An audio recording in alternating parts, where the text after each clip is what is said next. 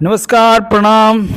मैं आपका दोस्त दिनेश और आज एक नई कहानी लेकर आया हूँ जो सुनकर आप विभुक्त हो जाएंगे। और अगर आप किसी से कर्ज लिए हैं, किसी से उधार लिए हैं, तो एक बार अगर ये कहानी को सुन लीजिएगा तो जरूर उसको उधार चुकाने की कोशिश करेंगे। और ऐसे लोग बहुत हमारे समाज में रहते हैं जो उधार लेके और भूल जाते हैं। आज उसी के ऊपर ये कहानी है। दोस्तों, अगर आप हमारे चैनल दिनेश ज्ञान ज्ञान गंगा दर्पण पे नए हैं तो दोस्तों मैं आपसे विनम्र निवेदन करता हूं कि एक बार चैनल को आप सब्सक्राइब कर लीजिएगा और बेल आइकन को प्रेस कर दीजिएगा। अगर कहानी अच्छा लगे तो लाइक कर दीजिएगा और दोस्तों को भी शेयर कर दीजिएगा। आइए दोस्तों, कहानी की शुरुआत करते हैं। दोस्तों, एक कहानी है एक मेढक और एक सांप की। ये दोनों आपस में देखे होंगे कि रहता है पानी में मेढक रहता है और सूखे में सांप। सांप तो पानी में रहता नहीं है।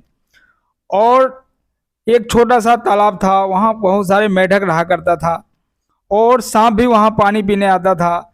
और पीते पीते दोनों किसी न किसी बातचीत करता रहता था और बातचीत करते करते दोनों की दोस्ती हो गई। ऐसे दिन पर दिन गुजर गया, दोनों की दोस्ती हो गई और दोस्ती में हमेशा बातचीत करते रहता था। इसी दौरान दोस्तों क्या हुआ, बारिश कम होने की वजह से तालाब का पानी भी धीरे धीरे कम हो गया और जैसे अकाल का माहौल हो गया। और मेढक के परिवार और मेढक को खाना पीना मिलना दुर्लभ हो गया। बहुत तकलीफ झेलने के बाद मेढक सोचा जो क्यों ना हमारे दोस्त तो है सांप जो बिल में रहता है ऊपर, उसके पास चलते हैं, कुछ सहायता मांगते हैं। अपने परिवार में विचार किया, परिवार के बोला हाँ हाँ जाइए, शायद कुछ सहायता दे दे तो हम लोग को खाने पीने का मिल जाए। इसी बहाने करके मेढक ने सांप के पास चला गया और सांप से बोला, अरे सांप भाई, काफी दिनों से बारिश नहीं होने के कारण हम और हमारा परिवार बहुत दुखी है। हमको खाने पीने के लिए कुछ नहीं मिल रहा है। तुम एक काम करो, कुछ खाने का है तो उधार दे दो।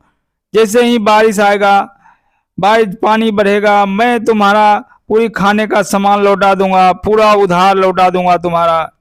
मैं वादा करता हूँ, मैं तुमसे हाथ जोड़ के प्रार्थना करता हूँ कि मुझे कुछ खाने के लिए दे दो उधार। हमारे परिवार भूखे मर रहे हैं, हम भूखे मर रहे हैं।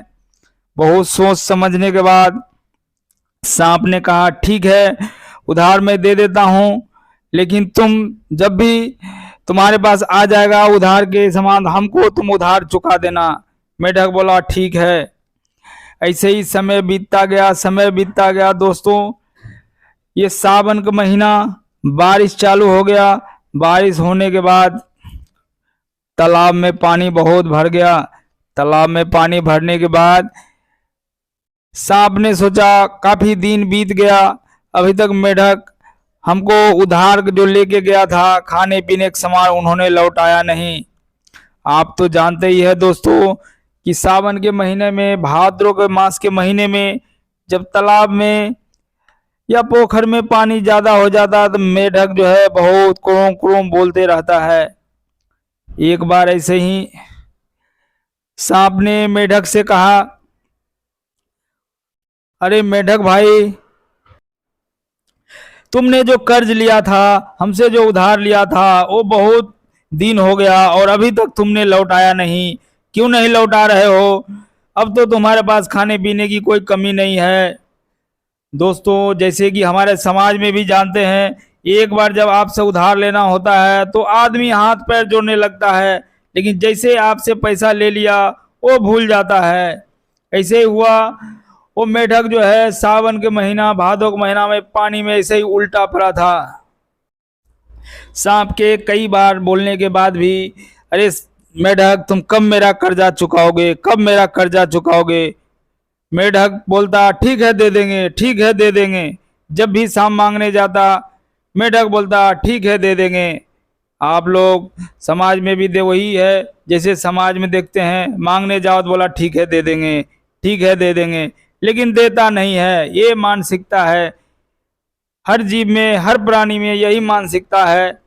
देखते देखते समय बीतता गया। काफी दिन बीतने के बाद जीव जब मेढक ने उस सांप की बात नहीं मानी तो सांप को बहुत गुस्सा आ गया और बोला, देखो मेढक, मैं तुमको बार बार बोलने के बाद भी तुम कर्ज हमको वापस नहीं कर रहे हो। सांप को बहुत गुस्सा आ गया था और मेढक को सामने खड़ा होकर बोला, अगर नहीं दिया तो ये ठीक बात नहीं है। बोला ठीक है, दे देंगे, दे देंगे। फिर उस दिन चला गया। फिर दोबारा एक बार और मिला, जब दोनों सामना सामना हुआ। फिर सांप ने समझाया, देखो मेढक भाई, अभी तो तुम्हारे पास खाने पीने की कोई कमी नहीं है, अब तो मेरा कर्ज लौटा दो। मेढक बोला, ठीक है हम लौटा देंगे, लेकिन अनसुना करके चला गया।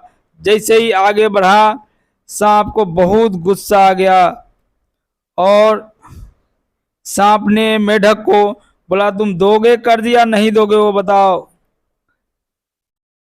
मेढक बोला, ठीक है देंगे देंगे, नहीं भी देंगे, ऐसा टेढ़ा होकर बोल दिया। सांप को गुस्सा आया और मेढक को सांप ने पीछा करना चालू कर दिया। मेढक भागते गया, सांप पीछे पीछे, मेढक आगे आगे। दोनों भागते भागते भागते एक समय ऐसा आया जब सांप ने मेढक को पकड़ लिया। सांप ने मेढक को पकड़ लिया। जैसे ही पकड़ा सांप ने मेढक को, मेढक बोला, मालिक अब छोड़ दीजिए, अब हमें माफ कर दीजिए नागराज, मैं आपका एक एक कर्जा लौटा दूंगा। आप तो जानते हैं दोस्तों, अगर एक बार सांप मेढक को पकड़ ले फिर उसको निगले बिना नहीं छोड़ता है। और ऐसा ही हुआ, सांप ने मेढक को निगल गया और उसकी मृत्यु हो गई। दोस्तों इस कहानी से मुझे यही सीख मिलता है, और दोस्तों सीखना चाहिए कि कभी हम किसी से कर्जा लेते हैं तो वो हमारा मदद करता है, हमको हेल्प करता है, और उसको समय पर उसका कर्ज या पैसा लौटाना चाहिए। दोस्तों ये कहानी कैसी लगी कमेंट्स करके जरूर बताइएगा। जय हिंद, जय भारत।